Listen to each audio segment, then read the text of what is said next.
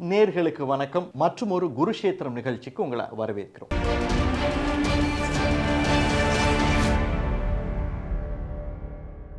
Iran மீது அமெரிக்காவும் இஸ்ரேலும் கூட்டு இராணுவ படை தாக்குதலை தொடங்கி இன்னோட 8 நாள் ஆயிடுச்சு. ஆனால் இந்த தாக்குதலில் ஈரானுக்கு மட்டும்தான் இழப்பு ஏற்பட்டுள்ளதா? ஏன்னா உலகம் ஃபுல்லாக வரக்கூடிய அந்த ஊடக செய்திகள்லாம் என்ன சொல்லுது அப்படின்னா, ஈரானுக்கு இவ்வளோ பெரிய ஏற்பட்டிருக்கு, ஈரானுடைய விமான தளங்கள் தாக்கி அளிக்கப்பட்டிருக்கு, ஈரானுக்கு சொந்தமான கட்டிடங்கள், இந்த விமான தாங்கி கப்பல் தாக்கப்பட்டிருக்கு, இப்படின்லாம் செய்திகளை வெளிவந்து கொண்டே இருக்கின்றன. ஆனால் அதையெல்லாம் தாண்டி இதில் அமெரிக்காவுக்கு என்ன இழப்பு ஏற்பட்டிருக்கு அப்படிங்கிறது இன்னொரு முக்கியமான கேள்வியாக இருக்கு.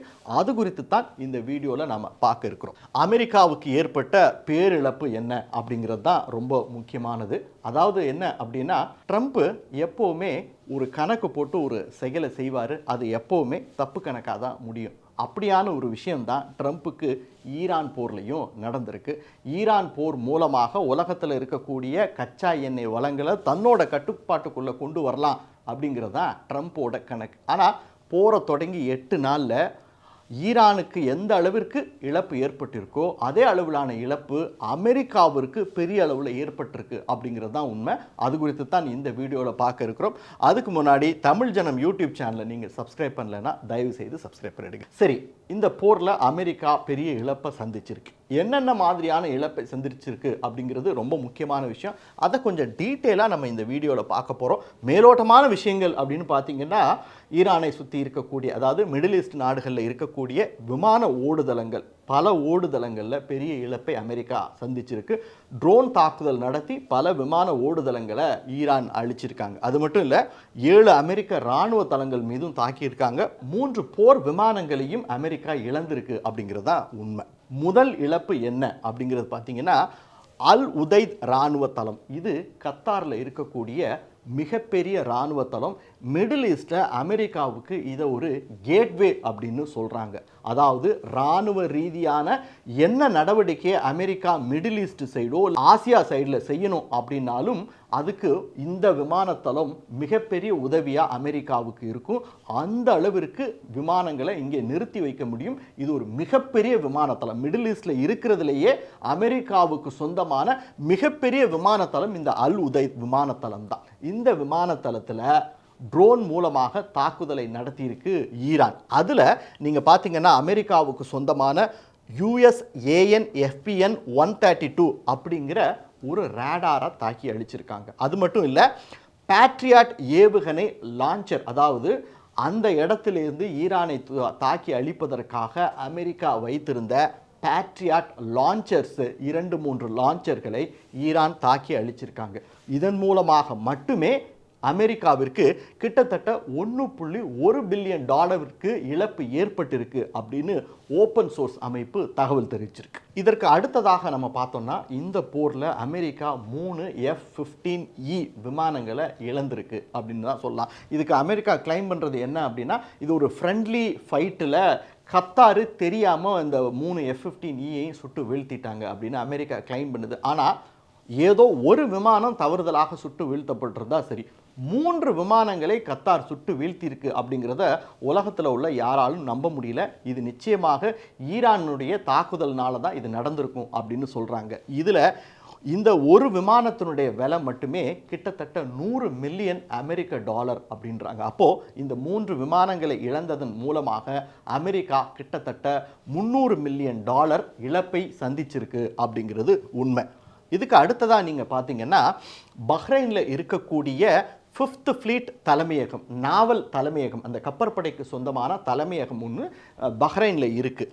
இங்கே இருக்கக்கூடிய ANGSC 52B அப்படின்னு சொல்லக்கூடிய சேட்டிலைட் கம்யூனிகேஷன் சிஸ்டமை ட்ரோன் மூலமாக ஈரான் தாக்கி அழித்துள்ளது. இதனுடைய மதிப்பு மட்டுமே $20 மில்லியன் அப்படின்றாங்க. போர்க்காலங்களில் அமெரிக்க இராணுவத்திற்கு தேவையான, அதாவது மிடில் ஈஸ்ட் பகுதியில் அமெரிக்க இராணுவத்திற்கு தேவையான ரொம்ப முக்கியமான தகவல் பரிமாற்றங்களுக்கு சேட்டலைட் மூலமாக இந்த நாவல் கம்யூனிகேஷன் சென்டர் தான் பெரிய அளவில் உதவி இருக்குது. அந்த கம்யூனிகேஷன் சென்டரை ஈரான் தாக்கி அழிச்சிருக்காங்க. இதில் $20 மில்லியன் இழப்பு ஏற்பட்டிருக்கு. இதுக்கு அடுத்ததாக நீங்கள் பார்த்தீங்கன்னா, UAEயில் இருக்கக்கூடிய அல் ருவாய்ஸ் தொழிற்சாலை நகரம். இந்த தொழிற்சாலை நகரத்தில் அமெரிக்கா ஒரு இராணுவ தளத்தை வச்சிருக்காங்க. அந்த இராணுவ தளத்தில் இருக்கக்கூடிய ஒரு அட்வான்ஸ்டு மிசைல் டிஃபென்ஸ் அசட்டை ஈரான் தாக்கி அழிச்சிருக்காங்க. அது என்ன அசட் அப்படின்னு நீங்கள் பார்த்தீங்கன்னா, பேலிஸ்டிக் ஏவுகணையை கண்டறியும் கருவி. அதாவது பேலிஸ்டிக் ஏவுகணை அப்படிங்கிறது மிக உயரத்தில் பறந்து ரொம்ப வேகமான ஸ்பீடில் தரையை நோக்கி வரக்கூடியது. அப்போது அதை கண்டறிஞ்சு தாக்கி அழிக்கணும்னா அதற்கான அந்த ஆன்டி பேலிஸ்டிக் மிசைல் சிஸ்டம் தான் இதை தாக்கி அழித்திருக்காங்க. இது மட்டும் இல்லை, ANTPY-2 அப்படின்னு சொல்லக்கூடிய முன்னரே கண்டறியும் ரேடார், அதாவது ஏர்லி வார்னிங் ரேடார் சிஸ்டத்தையும் தாக்கி அழிச்சிருக்காங்க. இது மூலமாக மட்டுமே அமெரிக்காவுக்கு கிட்டத்தட்ட ஒரு $500 மில்லியன் இழப்பு ஏற்பட்டிருக்கு. இதையெல்லாம் தாண்டி, இந்த போர் தளவாடங்களை தாண்டி மிடில் ஈஸ்டில் இருக்கக்கூடிய அமெரிக்க தூதரகங்களையும் குறிவச்சு ஈரான் அடிச்சிருக்காங்க. குறிப்பாக சவுதியில் இருக்கக்கூடிய ரியாத் அமெரிக்க தூதரகம், அதே போல் அதே ரியாத் நகரில் அதே கட்டிடத்துக்குள்ள CIA அலுவலகம் ஒன்று இயங்கி வருகிறது. அதன் மீதும் ட்ரோன் தாக்குதலை நடத்தியிருக்கு ஈரான். இது இல்லாமல் குவைத்தில் இருக்கக்கூடிய அமெரிக்க தூதரகம் மீதும் ஒரு தாக்குதலை நடத்தியிருக்காங்க.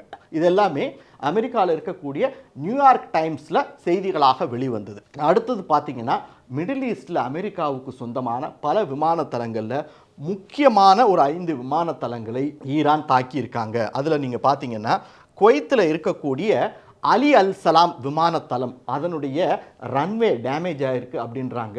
அது இல்லாமல் அந்த விமானத்தளத்தினுடைய ஒரு பகுதியும் தாக்கி அழிக்கப்பட்டிருக்கிறது அப்படின்னு சொல்கிறாங்க. அதே போல் ஈராக்கில் இருக்கக்கூடிய ஐன் அல் ஆசாத் விமானத்தளம், எர்பில் விமானத்தளம், இந்த 2 விமானத்தளம், ஈராக்கில் 2 விமானத்தளம் வச்சுருக்காங்க. இது 2ஐயுமே குறி வச்சு ட்ரோன் தாக்குதல் நடத்தியிருக்காங்க. இது மட்டும் இல்லாமல் சவுதியில் இருக்கக்கூடிய பிரின்ஸ் சுல்தான் விமானத்தளம், இதை ஏவுகணை தாக்குதல் நடத்தி இதனை சேதமடைய வைத்திருக்கிறதா ஒரு தகவல் வந்திருக்கு. இதை சொல்லி இருக்கிறதும் ஓப்பன் சோர்ஸ் அமைப்பு தான். இதையெல்லாம் தாண்டி ஒட்டு மொத்தமாக இந்த 8வது நாளை நெருங்கி கொண்டிருக்கும் இந்த ஈரான் போரில் இதுவரைக்கும் அமெரிக்காவுக்கு ஏற்பட்டுள்ள இழப்பு அப்படின்னு நீங்கள் பார்த்தீங்கன்னா $1.09 பில்லியன் இழப்பை அமெரிக்கா சந்தித்துள்ளது. அது தவிர 6 அமெரிக்க போர் வீரர்கள் இறந்துள்ளாங்க, 20 வீரர்கள் படுகாயமடைந்திருக்கிறாங்க. இதில் ஈரான் என்ன கிளைம் பண்ணுறாங்க அப்படின்னா, நாங்கள் கிட்டத்தட்ட ஒரு 650 வீரர்களை, அமெரிக்க வீரர்களை சுட்டு கொன்று இருக்கோம் அப்படின்னு சொல்கிறாங்க. எது உண்மைன்னு தெரில, ஆனால் அமெரிக்கா கிளைம் பண்ணுறது 6 வீரர்கள் இறந்திருக்காங்க அப்படின்னு சொல்லி. ஏற்கனவே நம்ம பார்த்த மாதிரி 3 போர் விமானங்களை இழந்திருக்காங்க, 7 விமான தளங்களை இழந்திருக்காங்க, ஒரு சேட்டலைட் கம்யூனிகேஷன் சென்டர் முற்றிலுமாக சேதமடைந்துள்ளது, 3 அமெரிக்க தூதரகங்களை தாக்கி அழிச்சிருக்காங்க. அப்புறம் அமெரிக்காவுக்கு சொந்தமான USS Abraham Lincoln aircraft carrier கப்பலை நாங்கள் தாக்கி அழிச்சிருக்கோன்னு ஈரான் சைட்லேருந்து கிளைம் பண்ணுறாங்க. இது வரைக்கும் அமெரிக்கா அது குறித்து வாய் திறக்கவில்லை. ஆக கிட்டத்தட்ட $1.09 பில்லியன் இழப்பை 8 நாள் போரில் அமெரிக்கா சந்திச்சிருக்கு. சரி, இதோட முடிஞ்சுதா அப்படின்னு நீங்க பாத்தீங்கன்னா இல்லை. இதை தாண்டி, இந்த பொருளாதார இழப்பை தாண்டி வேற என்ன மாதிரியான பிரச்சனைகளை அமெரிக்கா சந்தித்து வருகிறது? இந்த போர் தொடங்கின முதல் நாள்லேருந்தே அமெரிக்காவில் இருக்கக்கூடிய பல பங்கு சந்தைகள் வீழ்ச்சியை சந்தித்து வந்துள்ளன. குறிப்பாக அமெரிக்காவில் இருக்கக்கூடிய டவ் ஜோன்ஸ் பங்குச்சந்தை ஒரே நாளில் 1000 புள்ளிகளை இழந்தது.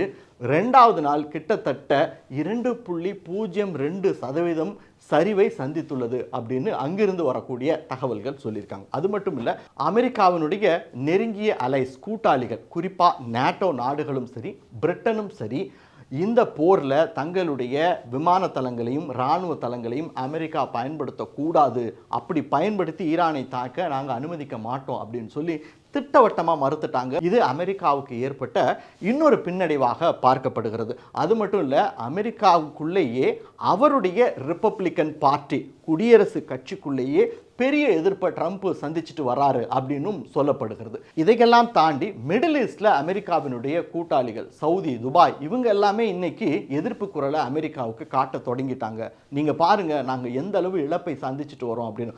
ஒரு சைடு ஈரான் மூலம் நடைபெற்று வரும் தாக்குதல், இன்னொன்று சைடு விமானங்கள் எல்லாம் பறக்க முடியாதனால ஒவ்வொரு நாளும் பல லட்சம் டாலர்களை இந்த வளைகுடா நாடுகள் இழந்து வருகின்றன. அங்கே இருக்கக்கூடிய விமான நிறுவனங்கள்லாம் பெரிய இழப்பை சந்திச்சுட்டு வராங்க. சுற்றுலா முழுவதுமாக நிறுத்தப்பட்டு உள்ளது. அப்போ இவ்வளவு இழப்பை அமெரிக்க கூட்டாளிகள் மிடில் ஈஸ்டில் சந்தித்து வரனால அவங்களும் ஒரு ஸ்ட்ராங்கான எதிர்ப்பை அமெரிக்காவுக்கு தெரிவிச்சுட்டு வராங்க. அது மட்டும் இல்லை, உலகம் முழுவதும் கச்சா எண்ணெயுடைய விநியோக சங்கிலி பெரிய அளவில் பாதிக்கப்பட்டிருக்கு. குறிப்பாக அந்த ஹர்மூஸ் ஸ்ட்ரைட்டை ஈரான் மூடியுள்ளதால் அது வழியாக வரக்கூடிய அந்த கச்சா எண்ணெய் வர்த்தகம் அப்படிங்கிறது பெரிய அளவில் தடைபட்டிருக்கிறது.